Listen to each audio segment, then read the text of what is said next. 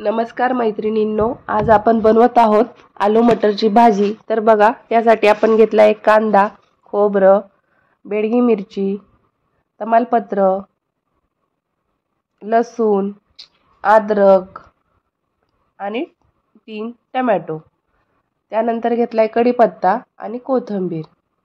आणि इथे मी 4 बटाटे साल काढून कापून पाण्यात ठेवलेले आहे। त्यानंतर मी इथं वाटाणा पण घेतलेला आहे, 2 वाटी वाटाणा घेतलेला आहे छोटी। त्यानंतर आपण इथं कढईत तेल तापत ठेवलंय। तर ज्या भाज्या आपण सगळ्या कापून घेतल्यात, जसं कांदा, टोमॅटो, खोबरं, ते सगळं आता आपल्याला याच्यामध्ये फ्राय करून घ्यायचे तेलामध्ये। आता सगळ्यात पहिल्यांदा आपण इथं टाकून घेणार आहे कांदा। कांदा आपल्याला लालसर रंगाचा होईपर्यंत तेलात तळून घ्यायचा आहे। त्याच्यामध्ये आपण थोडंसं मीठ पण टाकून घेणार आहे। मिठाने काय होतं की आपला कांदा लवकर शिजला जातो।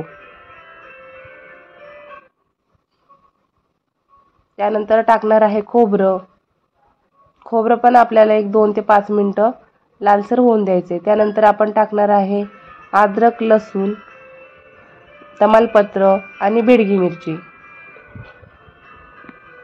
हे पण आपल्याला मस्त छान हलवून घ्यायचे। त्यानंतर आपण टाकणार आहे टोमॅटो आणि कढीपत्ता आणि थोडी कोथिंबीर। हे पण आता आपल्याला छानपैकी मिक्स करून तेलात परतून घ्यायचे। त्यानंतर झाकण ठेवून आपण हे थोडंसं वाफवून घेणार आहे। तुम्ही बघू शकता छानपैकी आता इथं वाफलेलं आहे। याच्यामध्ये आपल्याला 1.5 ग्लास पाणी टाकून शिजवून घ्यायची। पूर्ण ही भाजी आपल्याला 1.5 ग्लास पाणी टाकून छानपैकी मऊसूत होईपर्यंत शिजवायची। आता परत आपण झाकण उघडून बघूया, तर आपण जेवढं पाणी टाकलं होतं 1.5 ग्लास, ते पाणी पूर्ण आटलेलं आहे। आणि आपली जी ग्रेव्हीसाठी आपण जे वाटण करणार आहोत ते पूर्णपैकी इथं शिजलेलं आहे, पाणी पूर्ण सुकलेलं आहे। तर आपल्याला हे मिक्सरच्या भांड्यामध्ये काढून घ्यायचे। हे बघा, आता आपण हे मिक्सरच्या भांड्यामध्ये पूर्ण काढून घेणार आहे। हे आपल्याला पूर्णपणे थंड होऊन द्यायचे। त्यानंतरच आपण याची पेस्ट करून घेणार आहे। पेस्ट जी आपल्याला बनवायची आहे ती थोडं पाणी टाकून एकदम फाईन पेस्ट आपल्याला करायची। आता तीच कढई घेतली, त्या कढईमध्ये आपल्याला तेल टाकून बटाटे फ्राय करून घ्यायचे।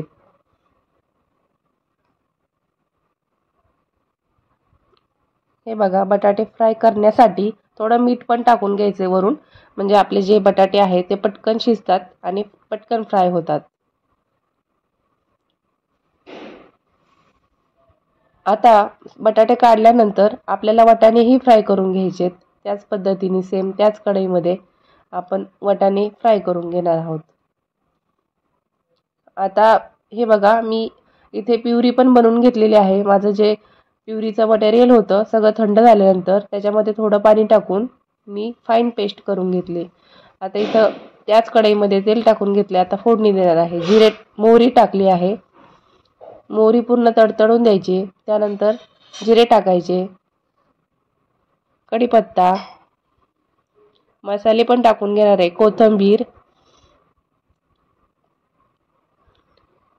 त्यानंतर हळद अर्धा चमचा, 1 चमचा मिरची, धना जिरा पावडर अर्धा चमचा। हे कमी गॅसवरती असताना आपल्याला हे सगळं करायचं आहे। त्यानंतर मीठ, छानपैकी मसाले मिक्स करून घ्यायचे तेलामध्ये। त्यानंतर आपण जी प्युरी करून ठेवली होती ती आता आपण ही याच्यामध्ये टाकणार आहे कढईमध्ये। ते पूर्ण मिक्स करून घ्यायचे आपल्याला। आता ही जी प्युरी आहे ती आपल्याला एक 5 मिनिटं झाकण ठेवून त्याच्यावरती पाणी ठेवून आपल्याला शिजवून घ्यायची आहे।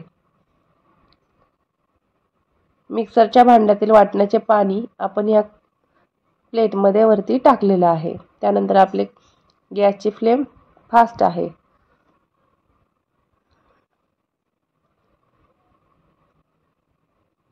आता आपण हे बघूया, इथे आपली जी ग्रेव्ही आहे छानपैकी शिजून तयार आहे। मस्त ग्रेव्हीला तेल पण सुटलेलं आहे, तुम्ही बघू शकता।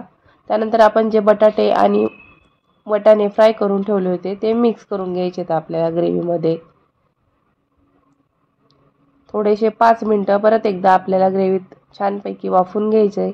त्यानंतर जे पाणी गरम करून ठेवलं होतं ते पाणी आपण ह्याच्यामध्ये पूर्ण टाकून घेणार आहे.